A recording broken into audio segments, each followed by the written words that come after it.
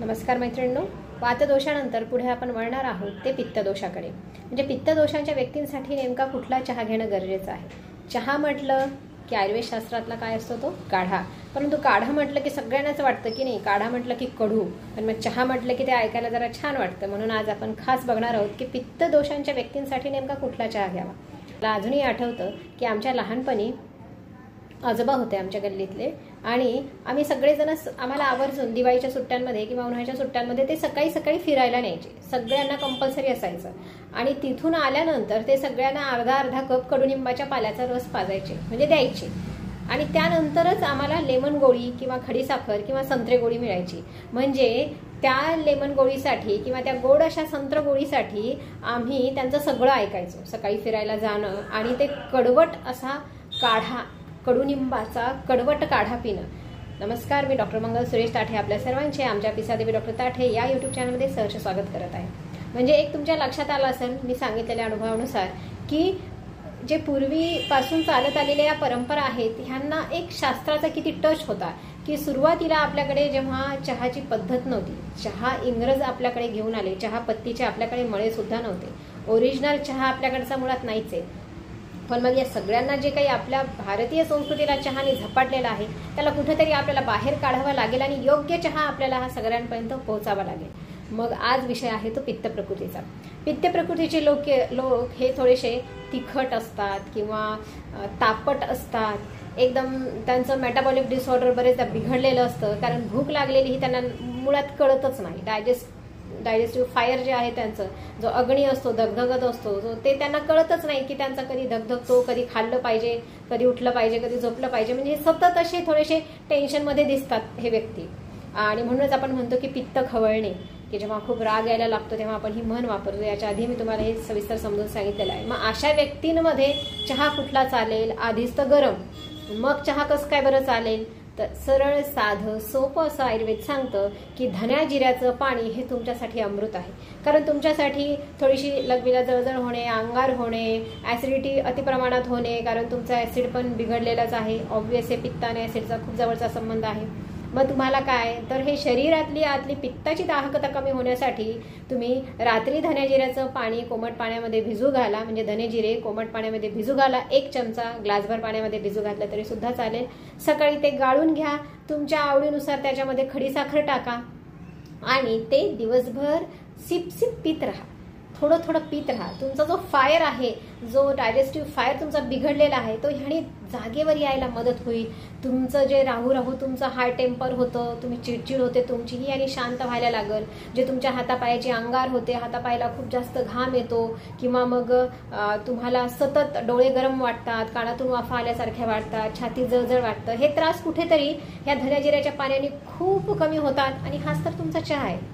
अजून याच्या पुढे जाऊन आपण वळू शकतो जे म्हणजे आयुर्वेदिक वनस्पतींकडे. मग आयुर्वेदिक वनस्पतींमध्ये तुम्ही काय वापरू शकता? शतावरी खूप छान ऍक्ट करतं, गुळूची खूप छान ऍक्ट करते. तुम्ही गुळवेल सकाळी नुसतं गरम पाण्यामध्ये 1-2 त्याचे कोवळे पानं उकळा आणि ते गाळून त्याच्यामध्ये थोडीशी खडीसाखर टाकून द्या. हा झाला तुमचा चहा, हा झाला तुमचा काढा. आणि त्याच्या पुढेही गेला आपण तर जसं मी सांगितलं, शतावरी आहे, यष्टीमधू आहे, म्हणजे ज्येष्ठ मधाच्या काड्या मिळतात. ह्या ज्येष्ठ मधाचा फांट सुद्धा खूप छान होतो. काहीच नाहीये, पावडर फक्त रात्रभर कोमट पाण्यात किंवा साध्या पाण्यात भिजू घाला, सकाळी गाळून प्या. म्हणजे पित्त प्रकृतीच्या व्यक्तींसाठी सुखकर गोष्टी खूप साऱ्या आहेत आयुर्वेदामध्ये आणि वनस्पती तेवढ्याच छान आहेत. तुम्हाला जर खूप चिडचिड होत असेल, थोडंसं मेमरीला प्रॉब्लेम होत असेल, तर तुम्ही ब्राह्मीची पानं सुद्धा वापरू शकता. ब्राह्मीचं पावडर सुद्धा तुम्ही चहासाठी वापरू शकता. तुम्ही वेगवेगळी जे फुलं आहेत ही आवर्जून वापरू शकता, हे मी नक्की तुम्हाला सांगेन. तुमच्या घरी जास्वंद आहे, जाई, जुई, मोगरा, चमेली आणि स्पेशली गुलाब, ही सगळी फुलं तुम्ही तुमच्या चहासाठी वापरू शकता. या फुलांना तुम्ही उकळत्या पाण्यामध्ये टाका आणि नंतर ती गाळून ते पाणी तुम्ही प्या. त्या जे गाळलेली जे फुलं आहे, राहिलेलं रॉ मटेरियल आहे, ते मिक्सरमधून काढून तो लेप तुम्ही केसांसाठी वापरू शकता, तुम्ही चेहऱ्यासाठी वापरू शकता. असं अत्यंत सोपं असं साधं असं आयुर्वेद तुमच्या घरातच लपलंय, जरा शोधून तर बघा. मग हे असं पित्त प्रकृतीचं तुमचं शांत करण्यासाठीची ही जे विशिष्ट प्रकारची सगळी फुलं चालतील. जर समजा तुमच्याकडे अवेलेबल नसतील, मग ज्या सीझनमध्ये जी फुलं येतात तेव्हा ती गोळा करा, ती सुकवा, ती सुकवून त्याचं पावडर बनवा आणि ती पावडर तुम्ही ॲटलिस्ट 2 ते 4 महिने तरी तुमच्या घरामध्ये तुम्ही वापरू शकता. म्हणजे किती छान आयुर्वेद आहे जे तुम्हाला सोयी सुविधा उपलब्ध करून दिलेल्या आहेत. ठीक आहे, नाही आहे ना तुमच्याकडे ताजे फुलं मिळत नाहीत तुमच्याकडे, ठीक आहे ना, मग तुम्ही असं करून बघा, त्याचा सुगंधही बरेच दिवस टिकेल आणि ते तुम्हाला हितकर देखील राहील. सोबतच तुम्ही सुगंधासाठी लवंग, बडीसोप किंवा मग आपलं एला म्हणजे वेलची यांचा सुद्धा तुम्ही वापर करू शकता.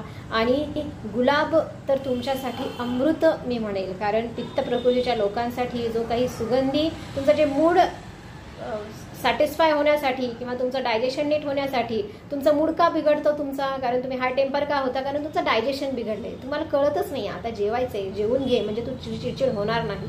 मग या छोट्या छोट्या गोष्टी सांभाळण्यासाठी काय तुम्हाला डायजेशन नीट करावं लागेल ना, मग तुमचं मन शांत होईल. पित्त प्रकृतीच्या लोकांसाठी बॉडी म्हणजे शरीर, मन आणि इमोशन्स ह्या तिन्ही जपाव्या लागतात. जर तुम्ही शरीर, मन आणि इमोशन्स तुमच्या भावनांना तुम्हाला कंट्रोल करता आलं तर पित्त प्रकृतीच्या व्यक्तींना स्वतःला हँडल करता येतं. मग मल्टीटास्किंग असे हे व्यक्ती आयुष्यात खूप पुढे जाऊ शकतात. आणि सकाळची सुरुवात जर तुमच्या आवडत्या चहापासून म्हणजे या आयुर्वेदिक मध्ये ज्या सांगितलेल्या काढ्यापासून केली, मग तो सोन्याहून पिवळं. अशीच वेगवेगळी वनस्पती वापरा. पुन्हा एकदा वनस्पतींचा रिकॉल करत आहे. शतावरी वापरू शकता, यष्टीमधू वापरू शकता, गुडूची वापरू शकता, घरात येणारी विविध फुलं वापरू शकता, जाई, जुई, मोगरा, चमेली आणि सर्वांचं आवडतं गुलाब, जास्वंद देखील वापरू शकता. गोकर्ण सुद्धा तुमच्यासाठी खूप छान. गोकर्णाची फुलांचं सुद्धा तुम्ही जे या टाईपचं आपण काढा बनवू शकतो, फांट बनवू शकतो, जे मी तुम्हाला सांगितलं की रात्री भिजवून ठेवायचं आणि सकाळी गाळून प्यायचं. अशा वेगवेगळ्या पद्धतीने तुम्ही हे पित्त तुमच्या शरीरात वाढलेलं पित्त कंट्रोल करू शकता आणि तेही चहाने. कारण पर्टिक्युलरली पित्ताच्या व्यक्तींना चहा पिला की लगेच ऍसिडिटी व्हायला लागते किंवा ते लगेच कळायला लागतं त्यांना की अरे आता ऍसिडिटी झालेली, आता डोकं दुखणार आहे माझं, आता मला त्रास होणार आहे. मग जर तुम्ही हा चहा जर असा रिप्लेस केला तर किती छान. बरं, मग दूध तुमच्यासाठी खूप छान अमृत आहे. मग म्हशीचं दूधही तुमच्यासाठी छान, गाईचं दूधही छान. झोप छान येत नसेल तर म्हशीचं दूध अतिउत्तम. मग या म्हशीच्या दुधामध्ये तुम्ही आवर्जून हळद टाकून प्या. जर तुम्हाला डायजेशनचा प्रॉब्लेम असेल, पोट साफ होत नसेल, वारंवार तोंडात येत असेल तर या दुधामध्ये तुम्ही हळद तर टाकाच टाका, पण वरतून तुम्ही 1 ते 1.5 चमचा, अगदी 2 चमचा सुद्धा तुम्ही तूप टाकू शकता. म्हणजे सकाळी उपाशी पोटी आयुर्वेदात तूप घ्यायला सांगितलंय आणि संध्याकाळी पण उपाशी पोटी किंवा झोपताना तूप घ्यायला सांगितलंय. का तर तुमचं पोट नीट साफ व्हावं म्हणून. मग एकदा का तुमचं डायजेशन नीट पोट नीट साफ झालं, डायजेशन नीट झालं तुमचं की प्रश्नच उडत नाही तुमच्या रिफ्रेशमेंटचा. सगळं काही आलबेलच होणार आहे, सगळं काही छानच होणार आहे. मग पित्त प्रकृतीच्या व्यक्तीने आवर्जून लक्षात ठेवा, हळद सुद्धा तुमच्यासाठी तेवढीच महत्वाची आहे. आणि दुधामध्ये जे तुम्ही तूप टाकून पिता ते सुद्धा तेवढंच महत्वाचं आहे. जर तुम्हाला दूध आवडत नसेल, रुचत नसेल, पचत नसेल, लहानपणापासून तुम्हाला कधीच ते तुम्ही पिलंच नसेल, तर बेस्ट वे आहे पाण्यामध्ये तुमच्या कोणत्याही काढ्यामध्ये टाकून तुम्ही तूप प्या. म्हणजे हे तूप तुमच्या शरीरात गेल्यानंतर जो वाताच्या अनुषंगाने कोरडेपणा आलेला आहे आणि ज्याच्यामुळे पित्त सतत खवळत आहे, हे कंट्रोल व्हायला लागेल. आणि हे कंट्रोल व्हायला लागलं की तुमची प्रकृती ही तुमच्या पित्ताला कंट्रोल करेल आणि तुम्हालाही साथ देईल. तुम्ही वेगवेगळे कामं आरामात करू शकाल. माहिती आवडल्यास लाईक आणि शेअर करायला विसरू नका. पित्त प्रकृतीच्या लोकांनी आवर्जून हाच चहा घ्या आणि आमचे पिसादेवी डॉक्टर ताटे हे यूट्यूब चॅनल नक्की सबस्क्राईब करा. धन्यवाद.